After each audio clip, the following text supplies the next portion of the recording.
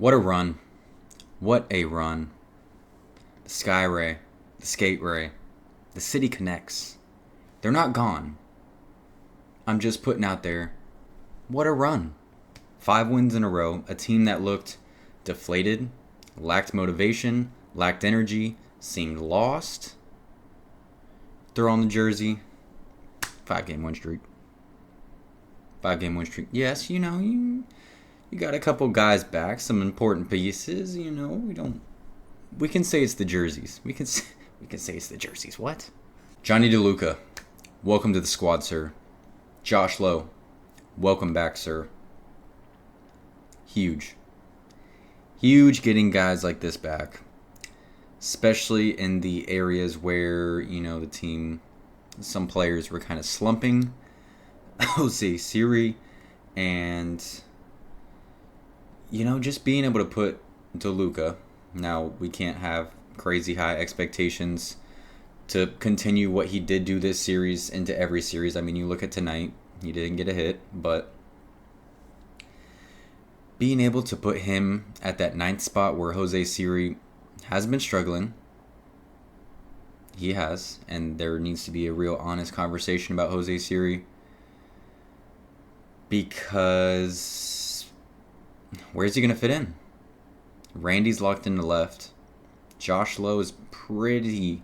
He didn't play tonight, but once he gets settled in, he's pretty much locked into right field. What's that rotation or however they're going to do it in center field? What's it going to look like? If Johnny DeLuca looks any bit like he did this series going ahead, Jose Siri, I don't know what to tell you. You got to turn some things around. Because defense, that's supposed to be, your thing. A ball is not supposed to drop in center field when Jose Siri's back there. And there's stuff hitting your glove and just fall. You're sitting there ready for just a fly ball, and it's coming out of your glove. Like, it's not the Jose Siri I know. And I know he knows that as well. So I'm sure he'll get things straightened out, but defensively, you got to tighten up. On the base pads, you've been good this year. You've improved your stealing, your timing. We've all known you're fast, so you have that. You are faster than Johnny DeLuca. But then the hitting, if this guy's doing that, oh boy, alrighty. With that being said, let's get into game 1 because the guys were hot. We're talking Randy Arozarena getting back into form. Harold Ramirez, my goodness. Shut up, everyone who said trade Harold Ramirez. Get him out of here. Jonathan Aranda can do the same thing. He still has not proven it. And Harold Ramirez, as much as he's just like, what is his role on this team type of thing, he goes in the lineup and he just gets on base. It's not the prettiest thing in the world. Just a ground ball to shortstop, and somehow he runs it out. Somehow he runs it out. The guy just gets on base. That's what he does. So this game was Mike Clevenger versus Tyler Alexander for the pitching matchup. Mike Clevenger didn't last long. Only pitched 2 innings. In that second inning, DeLuca singled to right to score Caballero and Harold Ramirez, and then Diaz grounded into a fielder's choice that scored Hortvet to make it 3-0. That was Mike Clevenger's day. That's it. 2 innings pitched, 6 hits, 3 earned runs, 4 walks. Yikes. The White Sox did answer, give us a little bit of a scare in that third. Tommy Pham. Of course it's going to be Tommy Pham that just continues to... Home run, 2-run home run to make it 3-2, but after that, Rays they took it away. Shout out to the bullpen. This series, the last series, holding their own. And that's not something we could say a few series ago at all. So I will share my screen with you guys, and Josh Lowe making his first appearance, going 2 for 5. His first at bat, he gets a hit. Welcome back, Josh Lowe. Paredes, a rare 0 for 4 night. Harold Ramirez, like I'm 4 for 4. 4 for 4. Defensively, it's not there for Harold, and I understand why people try and make him be the piece that needs to be moved. But the guy just gets on base. Johnny DeLuca, 2 for 4. He went ahead and had a home run on the night, making a little bit of Rays history. It's just one of those stats where it's just like, okay, that's kind of random, but after he did have that 2 RBI single in that second inning, he already had the most RBIs in their first 4 games in Rays history. 8 RBIs in his first 4 games. And the announcers said that while he was at the plate. And maybe the next pitch, a couple pitches later, 2-run home run. So, add a couple more onto that. Tyler Alexander had a good night. 4 innings pitched. 7 Ks, 75 pitches, only 2 earned runs. So, yes, he only goes 4 innings, but not much damage is done. And Erasmo Ramirez is able to come in, give you 3 clean innings, and then Ucenta giving you 2 clean innings in his Rays debut. So, like I said, that bullpen looking good. So the Rays do win that one 8-2, and Erasmo Ramirez ends up with the win there. All right, on to game 2, Soroka versus Eflin. Another really good game from the guys. Bats stay pretty warm. Not as warm or as hot, I should say, but stay warm, and then pitching, lights out. Lights out. Zach Eflin, 7 innings pitched, 1 earned run, only 3 Ks in those 7 innings pitched, 94 pitches. I will say the stats probably look and sound a little bit better than things actually were. There was an inning where bases were loaded for the White Sox, ended up escaping. Another inning, first and third, end up escaping. So the White Sox definitely had their chances with runners in scoring position, but shout out to Zach Eflin escaping, getting out of that, and keeping the Rays in it and getting them a win. Majority of the scoring came early for the Rays in that second and third inning. Harold Ramirez with an RBI single. Wortvet grounded into a double play, but it does score Harold Ramirez there. Doesn't count as an RBI, I believe, but the Rays do score there, and that makes it 2-0. In the third inning, Randy Arozarena, 363 feet into where Randy Land would be if it was a Friday. That scores Yandy Diaz, 4-0 Rays, and with the pitching, Zach Eflin on the mound, that was wraps. That was wraps. Soroka, I mean, he didn't have a bad night for the White Sox. 5 innings pitched, 3 earned runs, 4 Ks, 4 walks. Not great there. 102 pitches. Could have been better. Could have been worse. But, I mean, he didn't really get any help regardless offensively. And, I mean, you look down their lineup, like I said, it was lights out. Gavin Sheets, 0 for 4. Jimenez, 0 for 4. Vaughn, 0 for 4. Andrew Benintendi, 0 for 4. Ortega, 0 for 4. DeYoung, he had a pretty good series overall. He did go 2 for 3. But other than that, I mean, shutting them down. There's Soroka's line. Like I told you, Keller ended up coming in, following him, giving you 3 innings pitched, giving up 1 earned run, and that was a Paredes homer. And he stays hot. It's so, like, I feel like I haven't talked about Paredes enough this season because he's just been getting the job done. Great vision, not striking out, doing what he does. Pulling the ball to left field, hitting home runs. And he's doing what we expect. So it's just, I feel like it's not being talked about enough, but needs to happen. More credit needs to go to Isaac Paredes. Because I'm even seeing, like, yes, I want Junior called up too, but is Junior really going to come up and just, like, wash Paredes out? Like, yes, you can move Paredes to DH or to second base, but there's so many guys on this team that play a good role for this team. Rosario, Palacios at second base. They're so versatile. You can move them to the outfield, but now you're getting guys healthy in the outfield. You just had DeLuca and Josh Lowe come in, so they're probably going to be playing a lot less in the outfield. They'll probably be playing more second base. So if you call up Junior and then try to move Paredes to second base, what about the other two guys who are so versatile defensively? One of the reasons you brought them on this team. So it's just like, what's going to be moved? Curtis Meade has already been moved down to AAA, so that's already been done. It's tough. It's tough with the pieces on this team. There's good depth. There is good depth on this team, and I'm happy about that because, I mean, it's the Rays, and we are just used to getting injured.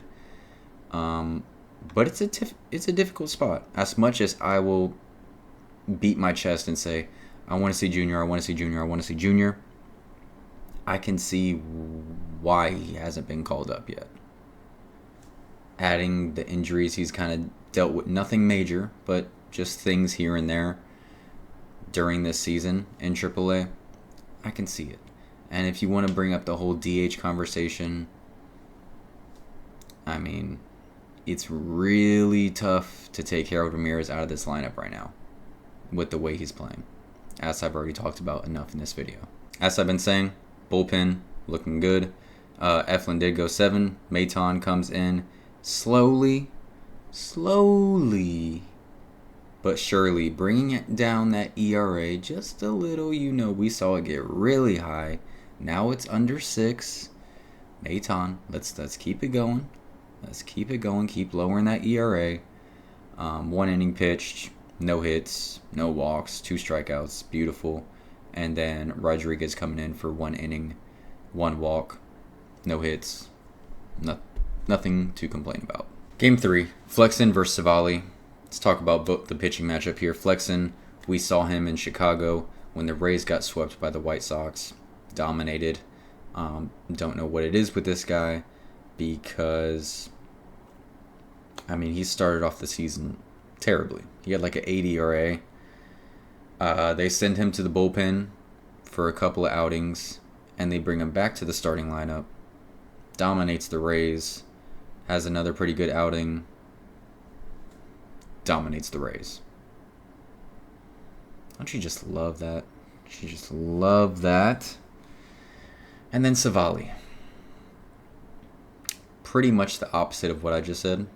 Started off the year really well. Ended up being very hopeful for what was ahead for Savali. Really finding his role, finding what he liked. It's gone downhill. And it's rolling downhill quickly. This is the 4th game in a row now where Savali hasn't pitched through the 5th inning. Yeah. From your number 2 guy, it's not good enough. It's not good enough. And we know Savali has the stuff, but he's just not on it right now. He's missing his spots, leaving stuff hanging, and when your skill set, your specialty is stuff, it's not velocity, it's stuff. If you're leaving stuff over the plate, you're setting yourself up for failure. So you got to get this figured out. Your number 2 guy cannot be, not getting you through a good chunk of the game. You can't go 4 innings with your number 2 guy. Like it's not good enough. I do believe he'll turn it around. I'm not worried like this is going to become a full season thing, but he is slumping right now. But I do think he'll work his way out of it. And the bats did cool off big time tonight. So here's Flexen's line: 6 innings pitched, 3 hits, 1 earned run, 8 Ks, 96 pitches. Killed us. They did bring in Wilson, which that was tough because he walked 2 guys, and you're like, okay, this is their chance to get back in it. Doesn't happen. They take him out. I mean, as you can see, only an inning pitched, or a third of an inning pitched, after he walks the 2 guys.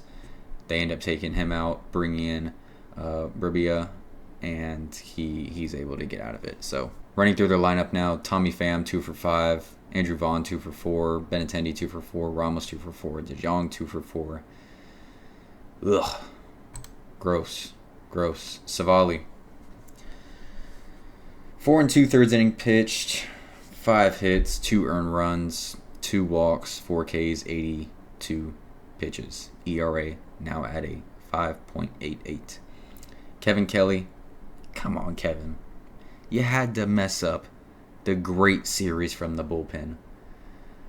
1 1/3 innings pitched, 5 hits, 2 earned runs, 2 Ks, 26 pitches. Uceta, again, looked pretty good. 2 innings pitched, clean sheet. Rodriguez closing it out, clean sheet. So,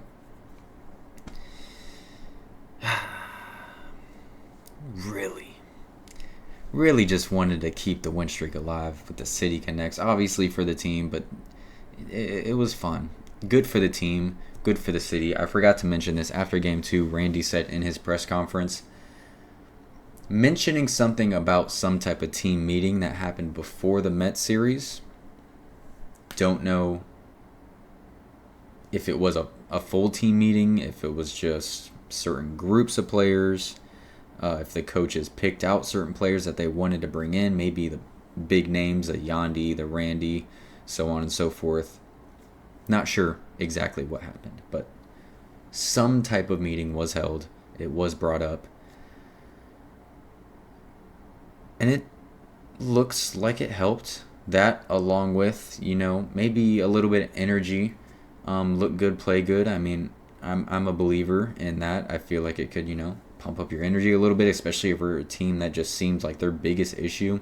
It's not the players on the field. It was just a lack of energy, like a lack of motivation. It didn't seem like they were just gung-ho, like, let's go. It just didn't give that feeling watching them the couple series before the Mets.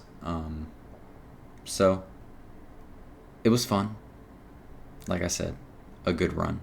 In the Rays lineup, Yandy 1 for 4, Randy 0 for 4, Harold Ramirez 2 for 4, Paredes had a hit, and that was it. Sheesh. And Jose Siri doesn't play the first 2 games in this series. DeLuca obviously playing that center field spot. You would have really hoped, for Jose Siri, that he could show something in this game. 0 for 3. Average down to a 170. So that's it. The Rays do take 2 out of 3. Obviously against the White Sox, who are now 9-28. And with how the Rays were playing, really was hoping for the sweep, obviously, but it doesn't happen. Regardless, the Rays are still on the right track.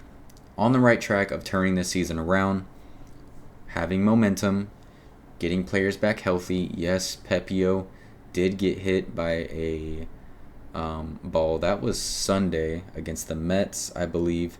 He's on the 15-day IL, so it's like you get Taj Bradley back up. Pepio, who's been really nice this season, goes down. So it's just like, can we have good things, please? But thankfully, they've said all their x-rays, all that type of stuff has come back negative. It's just a little sorer than they expected. So he, like I said, on the 15-day IL. Next up, off tomorrow, Thursday, weekend series at home against the Yankees. Taj Bradley will see his debut this season. Extremely excited about that.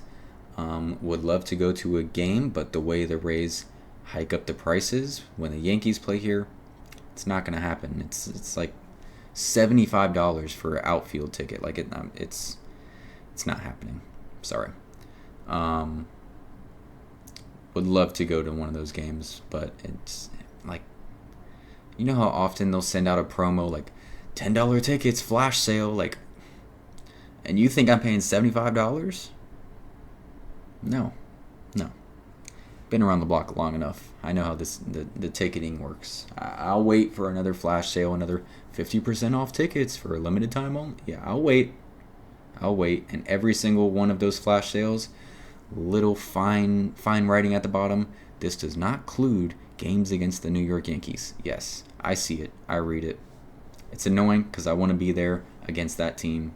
But, yeah, the funds ain't there for all that, boss. But thank you guys so much for watching. Happy to be back. I did have to take a little bit of a break there, after the Lightning season. But we are back. We're back. We're locked in. Took, a little 5-day break. We're here, baby. Rays baseball is here. I'm excited. People say this is the most boring time of year. No boring time of the year for me. Rays baseball, it's time. Let's go. All hail Sky Ray. Go Rays.